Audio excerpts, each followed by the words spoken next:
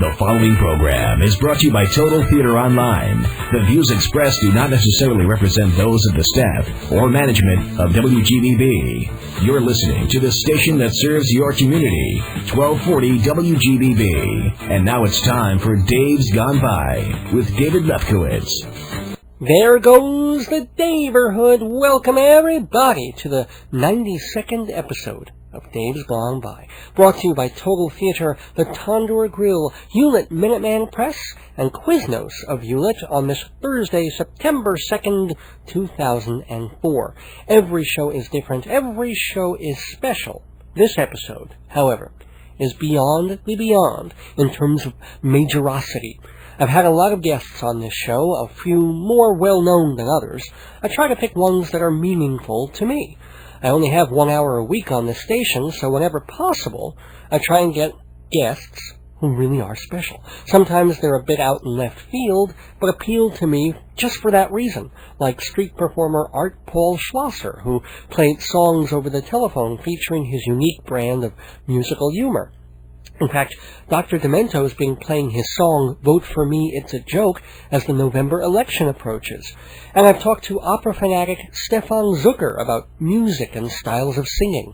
In the studio, we've had October Project, one of the most profoundly beautiful pop music bands in the world. And we welcomed Housewives on Prozac, the homegrown Long Island feminist comedy band. In fact, we had such a blast with them, they're hoping to use excerpts from that show on their upcoming Christmas CD. We talked to Neil Sedaka about Yiddish music. I talked to a guy who was arrested for writing I Hate Lipa on the back of his electric bills. And last week, it was musical talk with Jeff Labus, who did all the piano work and arranging for the one and only Van Morrison on such albums as Moondance and Hard Knows the Highway. So I go with my gut, and I trust my guts. I have good guts, and as I mentioned last time, we're going to keep the guts and the guests coming in the weeks ahead. The next episode is kind of serious because it's so close to 9/11. I'll be chatting with Captain Al Fuentes, a firefighter who is both a hero and a victim of the World Trade Center collapse. In fact, he was buried alive for more than an hour before they finally located him and dug him out. It's quite a powerful story, especially since he was born in Ecuador and didn't even come to this country until he was 8 or 9. So it's a patriotic but non-political talk with Alfredo Fuentes on the September 9th Dave's Gone By. Then we break for a week for Rosh Hashanah and come back September 23rd with cabaret artiste Dottie Berman. She writes mostly humorous tunes like I'm in Love with My Computer, Is She Jewish, and the Cell Phone Song. So that'll be a fun way to start the new year. And as special as all these guests are and have been, tonight is one of the majors. Tonight is a long-time wish fulfilled, and here's the story.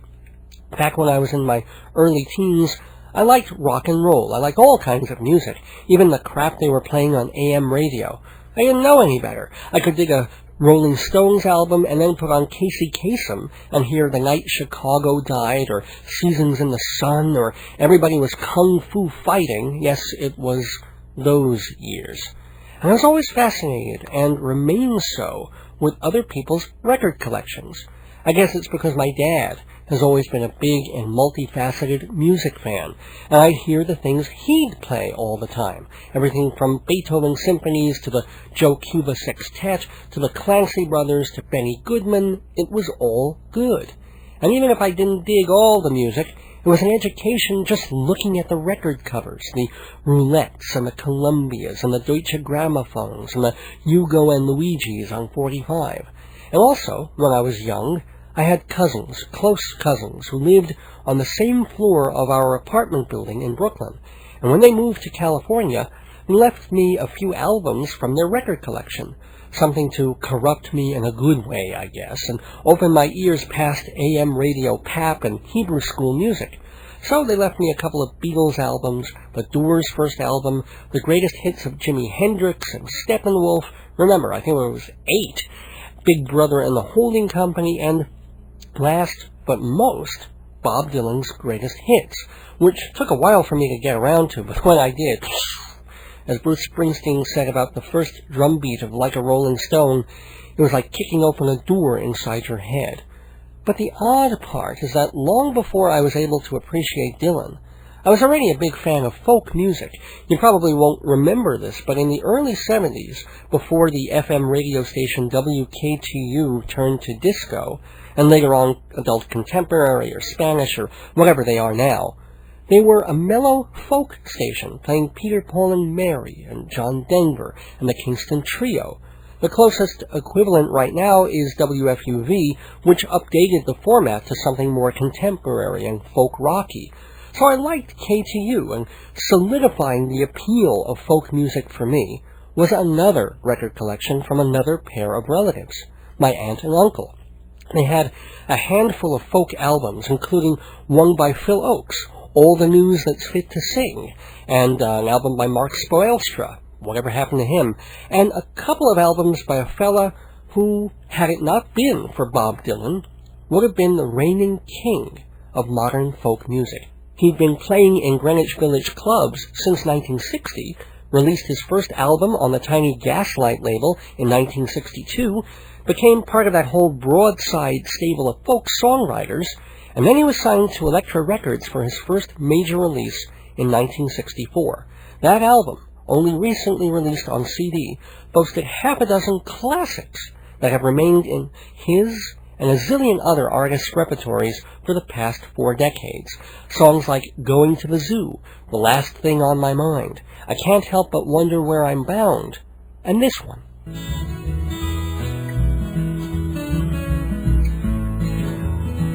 He was a man and a friend always. He stuck with me in the hard old days. He never cared if I had no dough.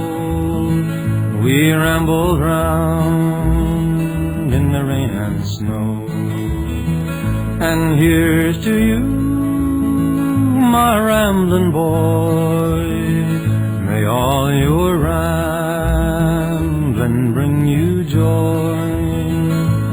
Here's to you, my rambling boy. May all your rambling bring you joy.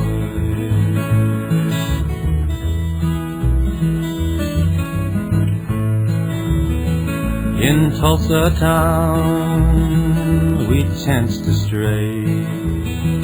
We thought we'd try to work one day. The boss said he had room for one. Says my old pal, we'd rather bum. And here's to you, my rambling boy. May all your rambling bring you joy. Here's to you, my rambling boy. May all your rambling bring you joy.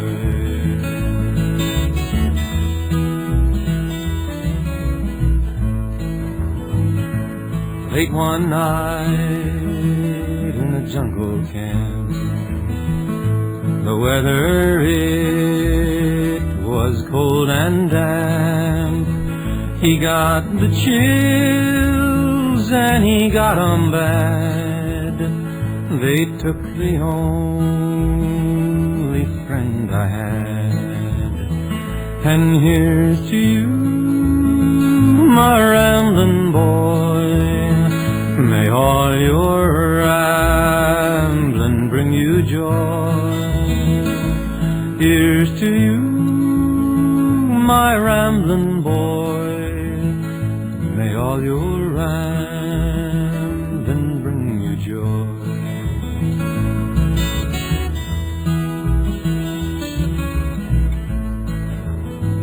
He left me here to ramble on. My rambling pal is dead and gone.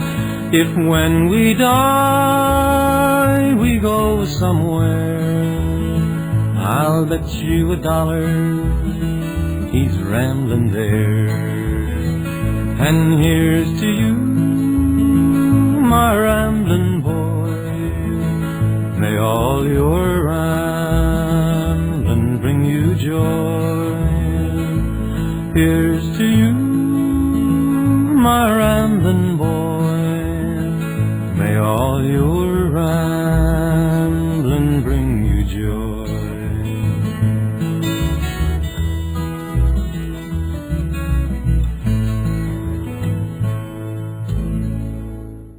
The Tom Paxton albums I borrowed from my aunt and uncle, Ain't That News, Things I Notice Now, Tom Paxton 6, and later on my own, hearing new songs from the Briar Patch and Morning Again. These were an education in songwriting, in being simple and clear with music and lyrics, whether you're being satirical or writing a love song or telling a dramatic human story in 3.5 minutes.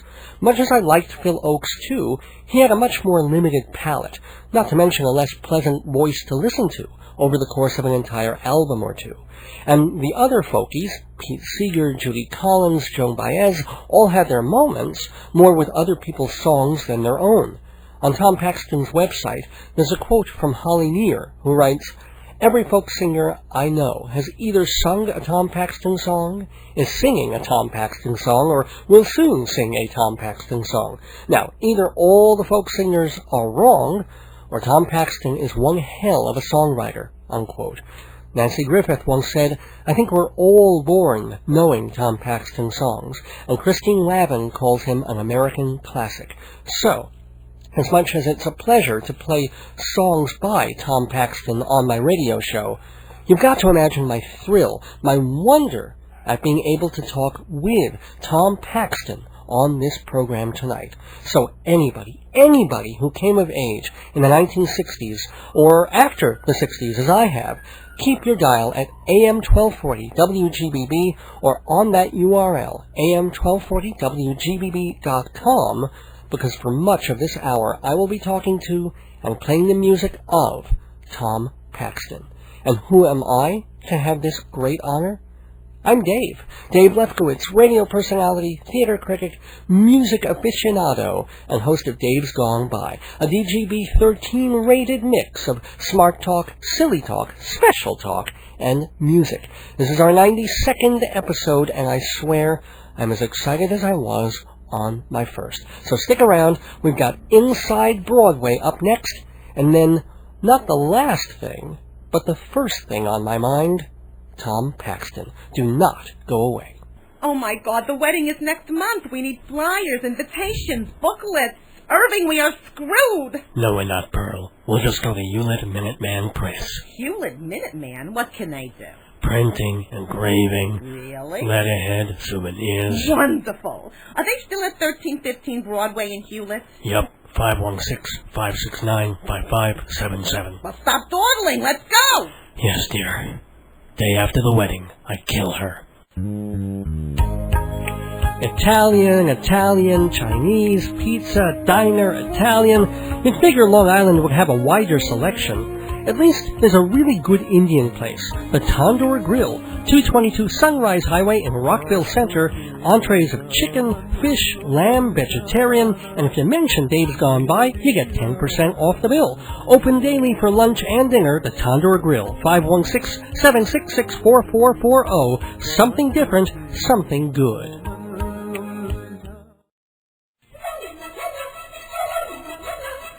Inside Broadway, brought to you by Total Theater's Performing Arts Insider, your everything theater guide.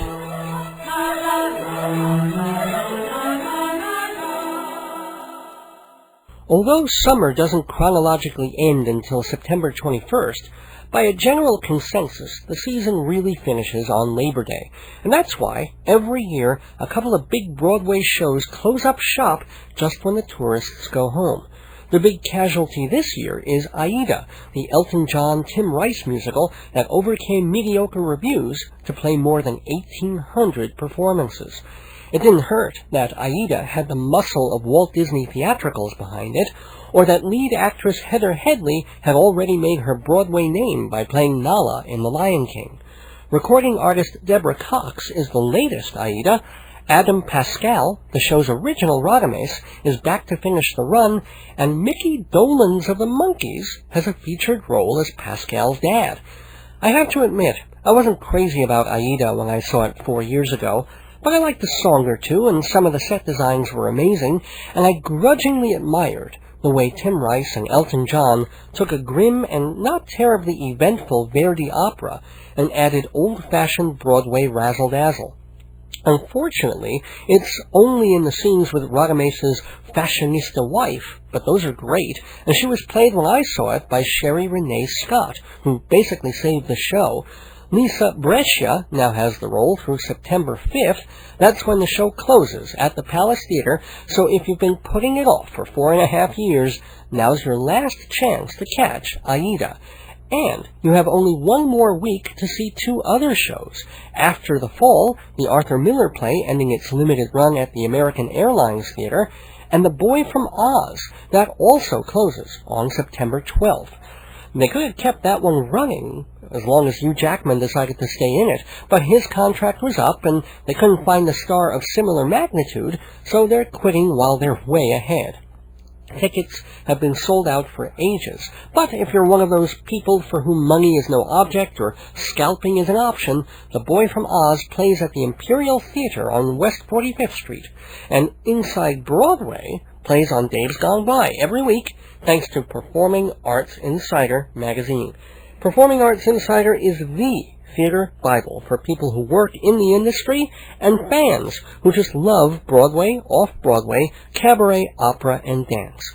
Pick up the September issue with its fall season preview at the Drama Book Shop in Manhattan, or call 516-295-1511 before Labor Day, and Total Theater will send you the current issue for just $10, nearly a third off the cover price. 516-295-1511. That is also the subscription number. Subscriptions are expensive, but worth it. And if you mention Dave's Gone By, you'll get 10% off. So visit TotalTheater.com for all the information and get yourself the best Broadway magazine around, Performing Arts Insider.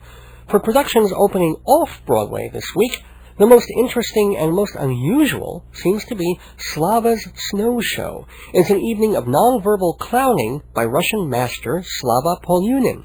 He takes simple objects like a rope, an overcoat, a plastic bag, and brings them into his make-believe universe.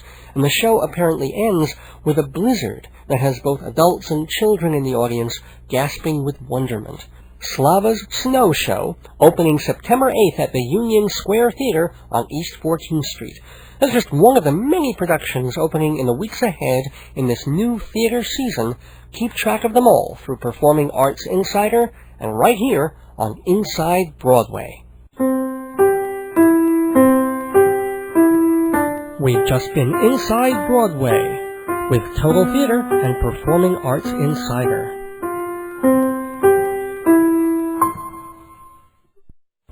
Hey, this is Dave, and I'd like to tell you about some radio shows on AM 1240 WGBB. Oh, what do you hear on GBB? What do you hear when you're not hearing me? You hear Mike Shameri play very smooth jazz. Tuesdays at 9 you can dig what he has. Thursdays at 6, all you GBB tonighters, hear Larry Davidson interview writers, everyone.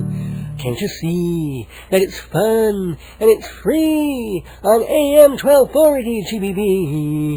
And what do you hear on the weekend airwaves? What do you hear when you're not hearing Dave? You hear Bonnie D. Graham host Long Island's Dating, Fridays at 6 for advice about mating. Redman on Saturdays and rock is his mission. Tune in 7:30 for fresh new musicians. After that, Mikey and Jimmy at 9. Humor that straddles the FCC line. And if you're conservative, you're not alone. 'Cause Sundays at 7, you got Joe Salzone, and they're all on the air. Turn 'em on if you dare on AM 1240 GBB. On Thursdays at 7, it's me. Thank you. Welcome back to Dave's Gone By on AM 1240 WGBB Freeport and AM 1240 WGBB.com. And as I said at the top of the show, sometimes we have special guests on this program, and sometimes we have very special guests on this program. But tonight, it goes beyond that language. The adjective doesn't even exist to say how special and exciting this is for me. This is one of my musical idols and influences growing up. He has been in the music business for 4 decades, maybe more. Well, there isn't anything else I can say except welcome to the neighborhood, Tom Paxton. Thank you very much, Dave, and hello to all my friends on Long Island. Yeah, well, you were on Long Island for a while. I mean, 27 years. And why did you move to Virginia? Why did you leave us? Huh? Why? We came down here to be closer to our daughter Jennifer and grandson, and now we have 3 grandsons. Mazel tov, mazel tov. And then I also tell people that we lived in East Hampton until my car got too old and they made us move. And do you like Virginia, or is it not quite long? How is it where you are now? Oh, it's wonderful. We live right down by the Potomac in Old Town, Alexandria, Virginia. Wow. And you travel still. I mean, you tour a whole lot. How much out of the year are you traveling and singing and touring, and how much is just, living at home? I've cut it way down from the days when I had kids in college. Yeah. So I don't travel as much as I used to, although you look at the schedule and you say, where's the cut down here? But it just doesn't feel like I'm working that often anymore. Or at least not touring that often. I mean, you're not only singer-songwriter, but you've got books out now and children's books. Yeah, I'm not currently working on any book. I'm writing songs right now, trying to get the next record ready to go in the studio. Is that also going to be on Appleseed? Appleseed, yes, it will be. They released your last album, which is already about 2 or 3 years old. You're losing a little steam, dude. Not as prolific as you used to be. No. But does that matter to you, or is it the songs come when they do? I'd like to be writing more than I'm writing, but we just moved houses, and I'm here to tell you that that's a time suck if ever there were one. I mean, it's been like 6 straight weeks of packing boxes and unpacking boxes. Yeah, in other words, you moved within Virginia. It's not like you just moved from the island. You changed one house. We only moved about 8 or 9 blocks, but you might as well be moving to Tucson. I mean, everything has to be packed up and shipped, and it just takes a little shorter time to get to the new house, that's all. Did you, in going through all this stuff that you're packing up, come across amazing memorabilia that got you thinking about things, or stuff you haven't seen in... No, I know where that stuff is. All that stuff's in a file cabinet. It's all my notebooks going back to 1960. Wow, and what college is now and then I look through them and shake my head at all the terrible songs, and then now and then there'll be a good one, It's just kind of the way I've always worked. I've written a lot, thrown away a lot, and kept a couple. Let me ask you, how can you tell a wretched song from a good one? It's probably a pretty fine line. Or is it not? I don't think it's that fine a line, Dave. I think I can usually tell before I'm even finished with a song that I've got something on the hook. Mm-hmm. And then, when I finish the first draft of a lyric and start messing around with the tune and start changing words, then I know that I'm working on what will be at least a good song, if not a better song. And how do you know also when you're finished? Because you have written classics. I mean, not every famous songwriter can say that, but you have written probably more than a dozen folk and pop classic songs. How do you know when they're extra special, or don't you? The audience tells you. Audience tells me. Because I've written some songs that I thought were extra special, and they didn't get anything like that kind of reaction. So usually the audience tells me, and very quickly, if something has moved them, they'll tell me that right away. I think the best reaction I get is when from my fellow performers and singers when they say really good one. Mm-hmm. That means a lot to me because they're writers as well. Right. But I never sing a song that I don't think is good.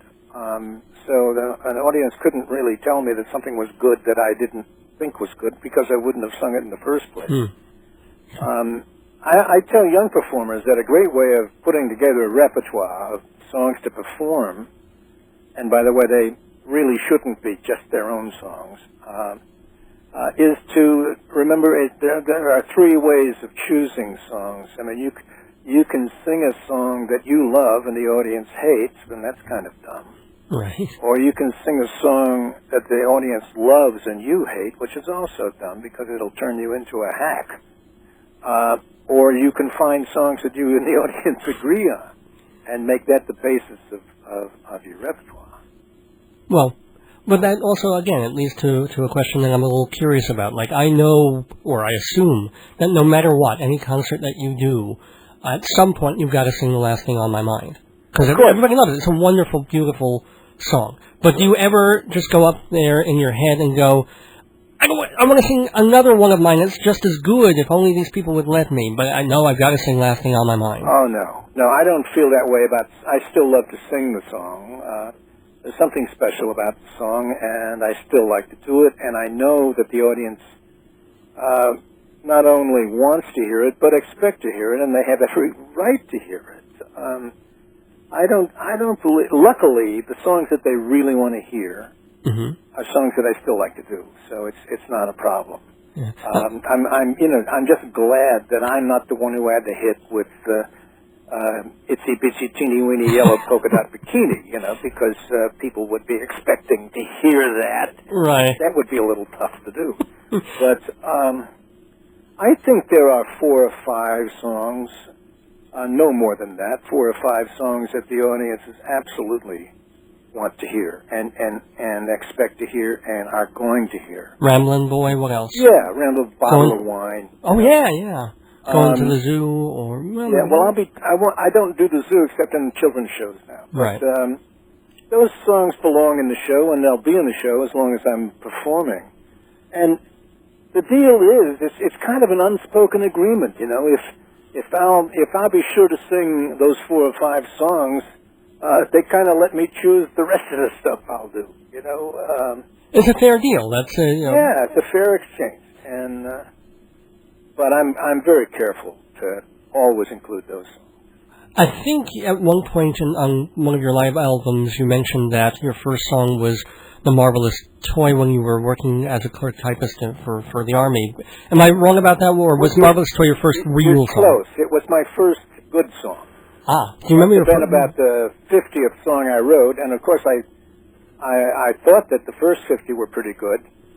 It turns out that they were wretched, but The Marvelous Toy was the first song I wrote that I still sing, put it that way. I was at the clerk typist school in the summer of '60, and we had a mandatory 2-hour typing class 4 days a week, and about 5 or 6 of us could have passed the final exam on the first day. We'd already learned how to type. I mean, this was a touch typing class, and we were already touch typers, so there isn't anything more boring in the world than learning to type again. Right. So, whenever we were doing exercises and stuff like that, I would just skip the exercises and type letters home and stuff like that. And then I started making up poems and stuff like that, and a couple of not-so-good songs. And then one day, clicking away on the typewriter, I wrote the words to The Marvelous Toy. It had a slightly different chorus to it. And when I sang it that weekend for Noel Stookie in the village... Noel Stookie is Paul from Peter, Paul, and Mary. He made a suggestion about the chorus. He just thought that I could do better with the chorus. And so I forget what the original noises were, but I came up with zip, bop, and whirr. Right. And I sang it a couple times in the barracks to absolute silence. Well, yeah. My fellow trainees were not into children's songs at that point. I can't imagine why, but that was the first keeper. When I was just a wee little lad, full of health and joy, my father homeward came one night and gave to me a toy. A wonder to behold it was with many colors bright. And the moment I laid eyes on it, it became my heart's delight. It went zip when it moved and bop when it stopped and whirr when it stood still. I never knew just what it was, and I guess I never will. The first time that I picked it up, I had a big surprise. The whole ride on its bottom were two big buttons that looked like the green eyes. I first pushed one and then the other, then I twisted its lid. And when I set it down again, this is what it did. It went zip when it moved and bop when it stopped and when it stood still. I never knew just what it was, and I guess I never will. It first marched left and then marched right and then marched under a chair. And when I looked where it had gone, it wasn't even there. I started to cry and my daddy laughed, for he knew that I would find. When I turned around, my marvelous toy chugging from behind. It went zip when it moved and pop when it stopped, whirr when it stood still. I never knew just what it was, and I guess I never will. Well, the years are going by too quickly, it seems. I have my own little boy, and yesterday I gave to him a marvelous little toy. His eyes nearly popped right out of his head. He gave a squeal of glee. Neither one of us knows just what it is, but he loves it just like me. It still goes zip when it moves and pop when it stops, whirr when it stands still. I never knew just what it was, and I guess I never will. Oh, I never knew just what it was, and I guess I never will.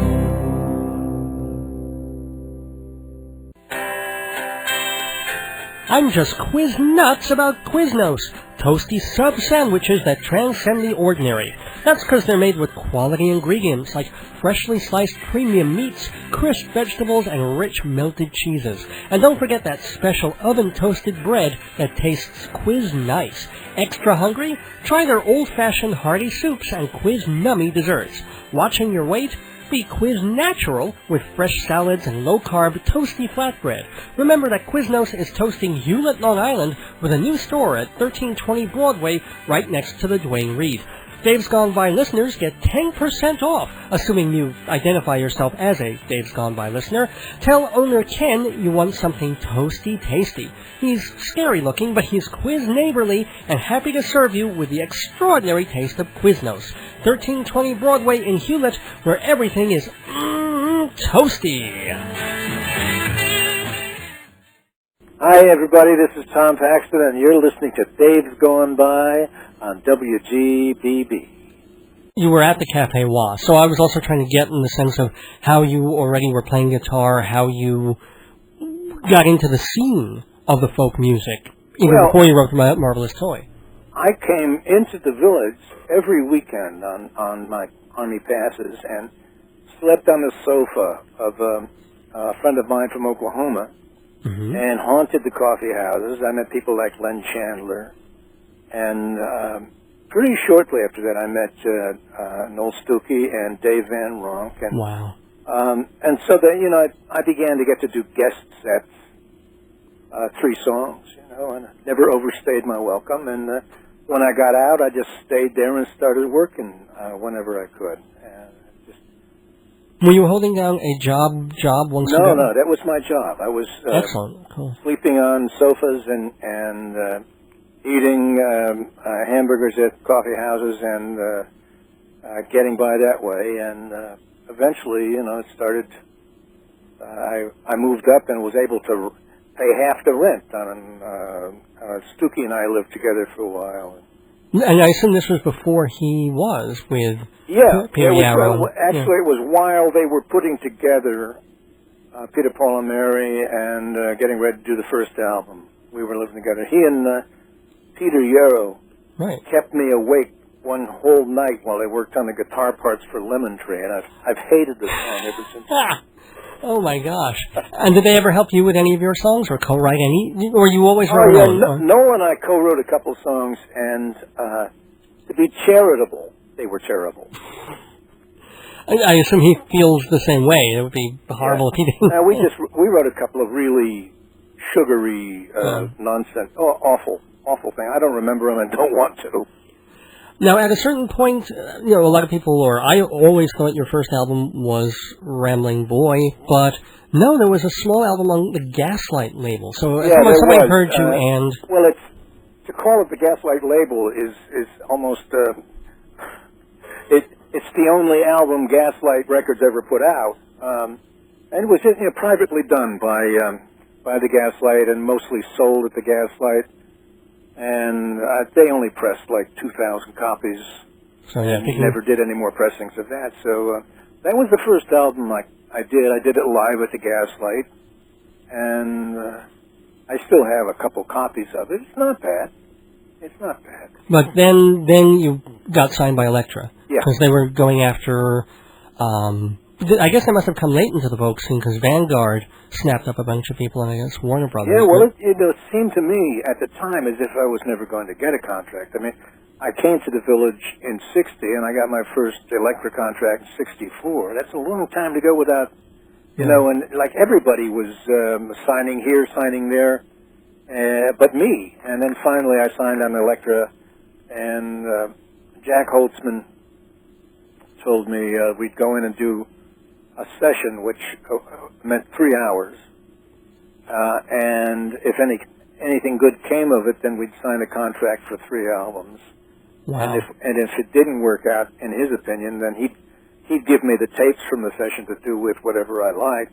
And luckily, the session went well, and I wound up doing 7 albums for them. Right. By the way, the last album I did for them was a double LP. Recorded live at the Bitter End called The Complete Tom Paxton. Right, that was the one, in fact, where you tell the clerk typist story, as I recall. Yeah, and that has just been released. Mazel tov.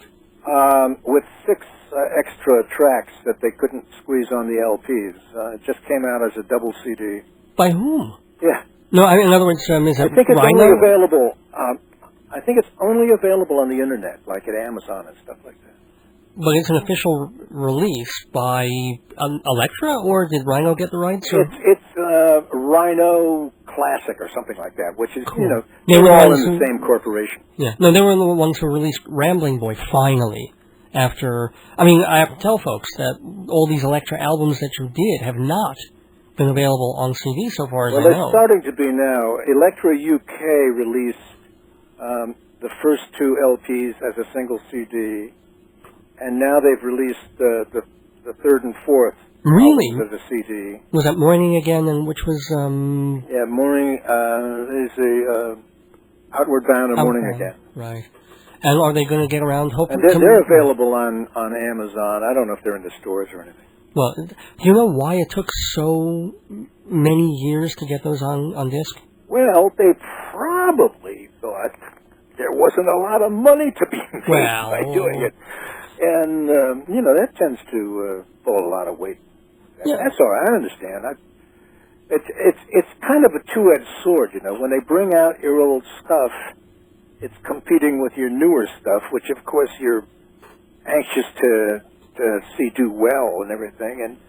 And I can't tell you. I think I had done, 14 or 15 albums, and people would come up to me after shows and say, boy, that Ramblin' Boy album, that's my favorite album. You've done a dozen since then. You say, what? That was my question about... Are we talking about my chopped liver albums here, or what? Yeah, no, it's literally the same theme as that question I asked way back about Last Thing on My Mind. It's like people come up to you after you've written, 500 songs at this point, and they say, oh, Last Thing on I love that song. And you've got to be in your head thinking, what about these things on my most recent album? They're wonderful. Yeah. Luckily, people compliment me on the more recent songs, so I don't have to go sulk.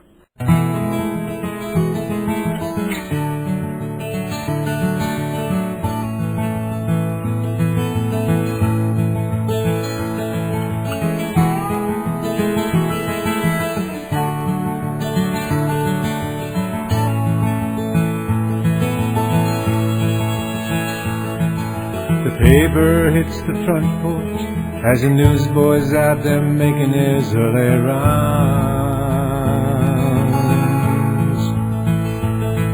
And when he is gone, the silence creeps back in with quiet summer morning sounds.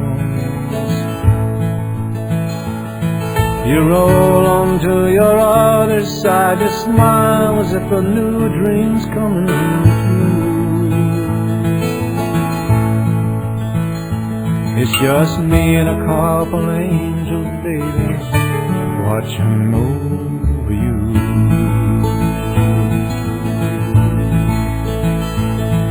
I love to see you sleeping, baby.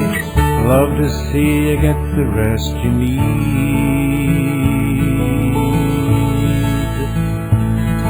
And nothing gonna bother you. Your peace and quiet's triple guaranteed.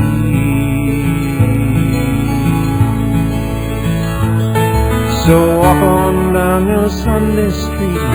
Look around, 'cause we'll be walking too. You got me and a couple angels, baby, watching over you.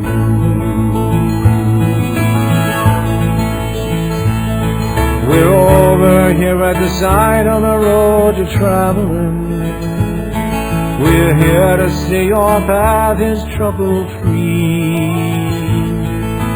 May your dreams be everything you need the dreams to be. And when you wake, may mine be the first face you see. Now the sun is up and shining, so I pull the shades to keep the light at bay.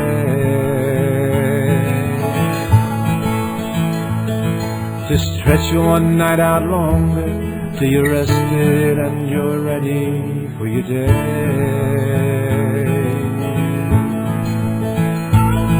We're here because we love you, and to love you well is all we want to do.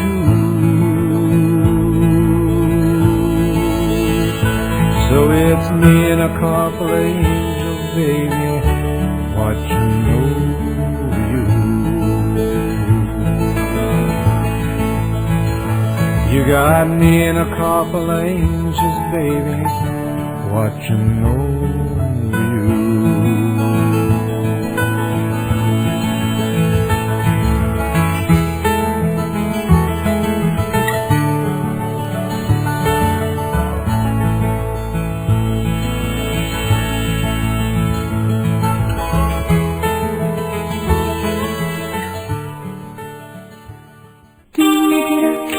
Do you know how easy and inexpensive it is to advertise on Days Gone By? You don't?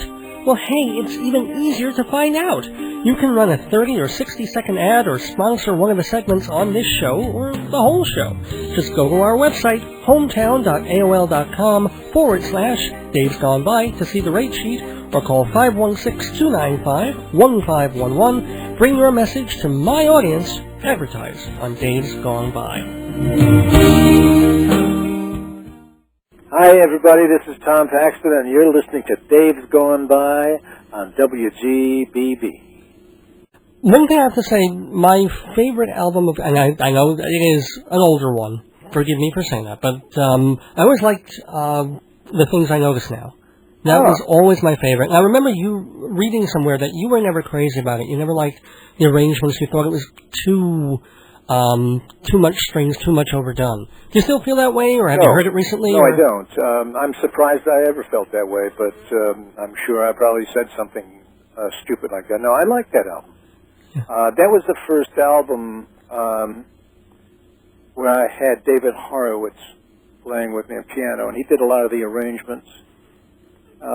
And Herb Bushler played bass, and then David and Herb played with me a lot over the next 3 or 4 years. Right. And I should clarify for folks that the first couple of albums were either just playing guitar or guitar and banjo, and then you had a bass, whereas by the time you got to Tom Paxton 6 and Things I Notice Now, you really had some full orchestras and some pop orchestrations going, even though it was folk rock. Yeah. Was that... Well, I never called it folk rock. I don't think it didn't really have... It had a fuller sound, but I don't think it was rock. You still consider it folk or pop, or a generic folk, label? Definitely. Well, let me ask, I guess that brings to the 800-pound gorilla that always sits in the room whenever you talk about folk music. You got your first album in '64, and then you released a couple more, and while that was going on, Bob Dylan was doing his thing. Uh-huh. Did you feel pressured as soon as he went electric to have to go in that direction because folk was no longer going to be taken as... Not at all. Yeah. I mean, to paraphrase the title of I guess it was a Reba McEntire song years ago, I was folk before folk was cool. I loved then and love now the sound of an acoustic guitar. And so I was never tempted. I never saw myself as fronting some, band with colored lights flashing and all that. I sing folk songs.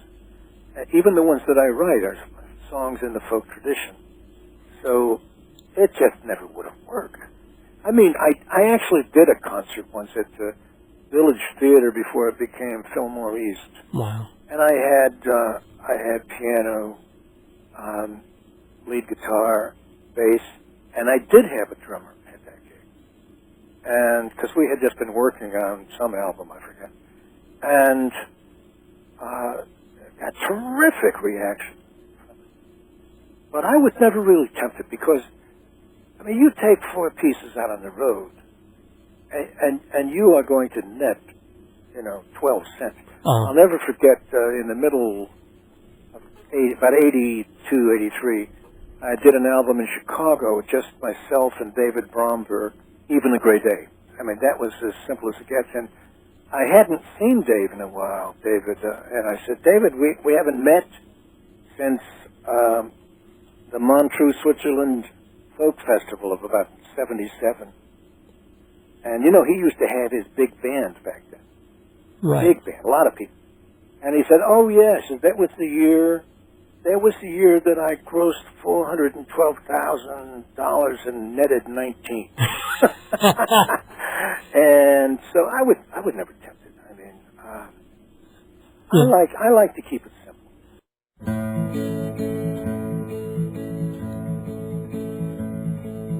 Even a gray day with a cold wind, the train late again.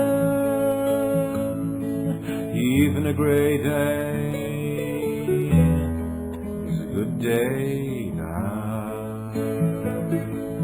Even a black night, the hard rain, with plans down a drain. Even a black night is a good night.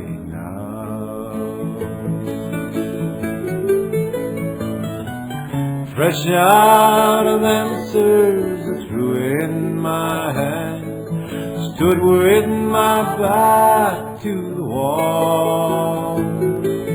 Thanks to your kindness that I understand that it could have been no life at all. Not even a hard time with a thin shoe, and my bills coming due. Even a hard time is a good time now. Yes, and even a weekend in a strange town, and the snow coming down. Even a weekend is a good friend enough. Fresh out of answers I threw in my hand, stood with my back to the wall. Thanks to your kindness that I understand that it could have been no life at all. Now even a gray day, the cold wind, my train late again. even a gray day is a good day now. Even a gray day is a good day now.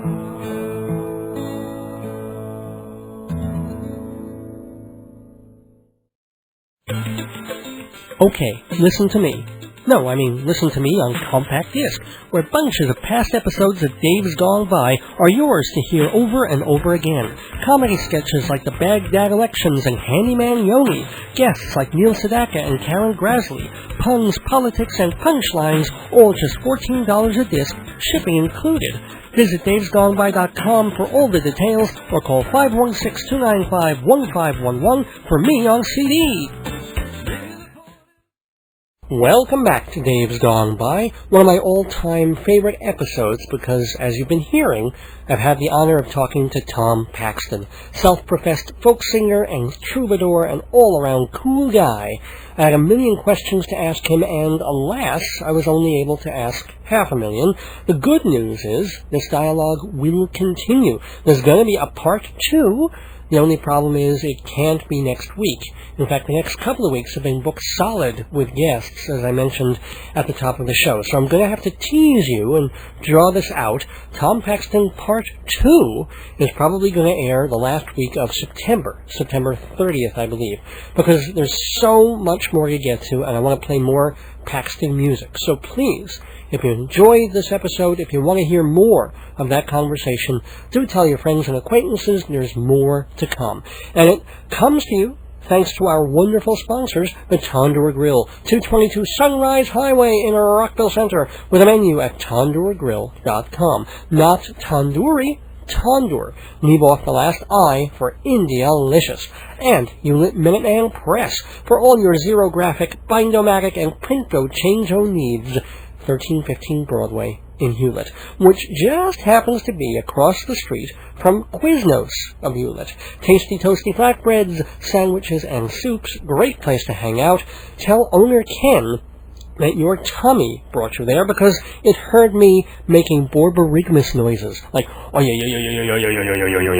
just like that. Tell him Dave's stomach told you to eat at Quiznos, and you'll get a 10% discount off your meal. And mentioning Dave's Gone By at Minuteman and Tandoor Grill also gets you 10% off. And 10% off subscriptions, too, for Performing Arts Insider Theater magazine. Call 516-295-1511 for more information or to get the season preview issue for just $10. 516-295-1511. Just a few program reminders before we go. Mike Shameri playing light jazz Tuesday nights at 9. WGBB Tonight with Larry Davidson Thursdays at 6. Long Island's Dating with Bonnie D. Graham Fridays at 6. The Mr. Redman Music Show Saturdays 7:30, followed by Mikey and Jimmy at 9. And Your World with Joe Salzone Sunday nights at 7. And thanks to Joe for having me on his convention special this past Monday. Thank you to Engineer Tom for all his usual help and good spirits. And I want to send out all sorts of love and devotion to my wife, Joyce. And I want to thank 100 times over my guest tonight, Tom Paxton. The songs we heard in between the talking included the title track from Even a Gray Day from 1983, a version of The Marvelous Toy, newly recorded for the very best of Tom Paxton album in 1988, Me and a Couple of Angels, that very pretty ballad from Tom Paxton's latest release on the Appleseed label, Looking for the Moon. You can find that on tompaxton.com. We also heard Ramblin' Boy from Tom's very first album. And we're going to close with another song he did on that record, although this is a rendition done for radio, live from Mountain Stage, that popular folk and Americana program. It is the inevitable song, the one he has to play, and as he says, that doesn't bother him one bit. So the last thing on this episode of Dave's Gone By will be the last thing on my mind. The next thing on this program will be a visit from Captain Al Fuentes telling of his amazing and terrible odyssey on 9/11. So, be with me next Thursday, 7 p.m., September 9th, for the 93rd edition of Dave's Gone By. Until then, don't miss your days going by. This is Dave Lefkowitz. Good night, Pax be with you, and gone by.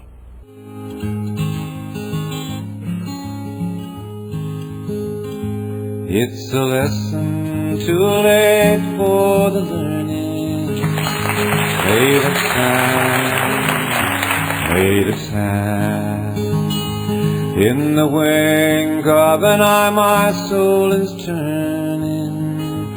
In your hand. Are you going away with no word of farewell? Will there be not a trace left behind? Well, I could have loved you better, didn't mean to be unkind. You know that was the last thing on my mind. You've got reasons aplenty for going. This I know. For the weeds have been steadily growing. Please don't go.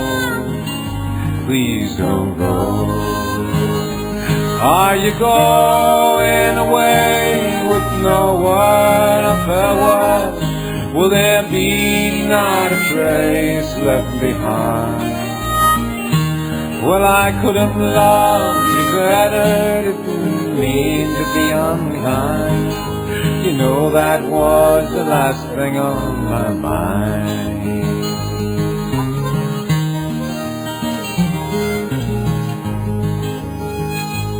As we walk, all my thoughts keep a-tumbling, round and round, round and round. Underneath our feet the subway rumbling, underground, underground. Are you going away with no word of farewell? Will there be not a trace left behind? Well, I could have loved you better, didn't mean to be unkind. You know that was the last thing on my mind.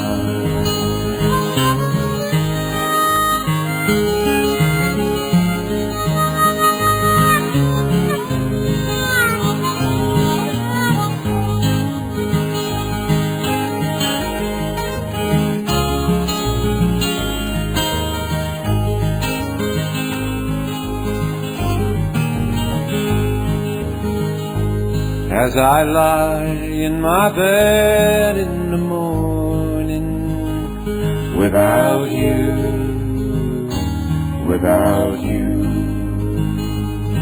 each song in my breast dies a born without you. Are you going away with no word of farewell? Will there be not a trace left behind? Well, I could have loved you better, didn't mean to be unkind. You know that was the last thing on my mind. That was the last thing on my mind.